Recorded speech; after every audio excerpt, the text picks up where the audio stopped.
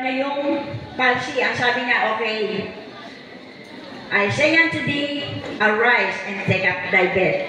Tumayo ka, bitbitin mo yung higaan mo. Larga, pinalakad na. So lumakad yung tao na pagkatagal-tagal for how many years sa buong buhay na hindi niya naranasan lumakad.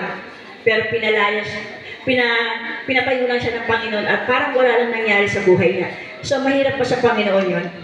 Hindi, pinakita ng Diyos yun doon sa taong kumukontra sa Kanya.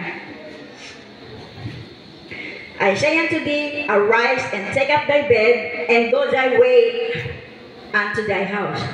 Umuwi ka na. Umuwi ka na.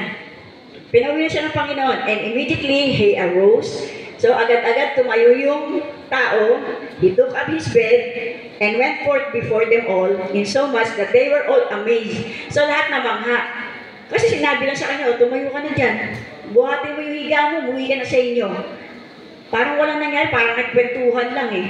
Agad-agad umuwi ang tao. And glorified God, saying, we never saw it on this fashion. Ano pong ibig sabihin ng kwento? Imagine yourself, referring to this text na binasa ko po sa inyo, na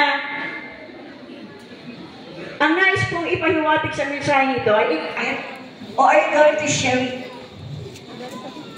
Yan. Wala namang ka-effort, sasabihin ko lang naman eh. Eh, nagpaparitas nga tayo, di ba? Tama? O, ang dali-dali. Minsan may dagdag, may bawas pa.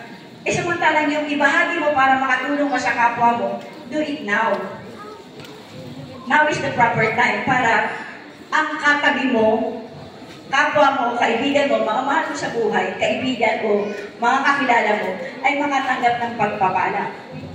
Tulad ng ginagawa niyo po kayo sa araw na to, bakit kayo nandito? Di ba may nag-invite sa inyo? O ibinahagi niya, kasi gusto niya makinabang din kayo sa bagay na makikinabang din siya. Kami po, ang nais ko lang ay ibahagi sa inyo, ipaunawa sa inyo at ipaalala sa inyo na huwag po kayong makakalimot sa ating Panginoon. Every time na magkakaroon po kayo ng ganitong pagtitipon, lagi rin po uunahin ang ating Panginoon. Amen po? Oo. Kasi lahat naman tayo mamamatay eh. Ang tanong, saan mo dadali yung pera? Anak, pag namatay ako, pakilagay mo sa loob ng kabao ko yung milyon-milyon pong pera. Wala pa rin business. Ang tanong doon, saan mapupunta ang kaluluwa mo? So always, laging dalawa yan. Spiritual needs at saka material needs, kasama na po dyan yung financial. Pero lagi niyong uunahin kung saan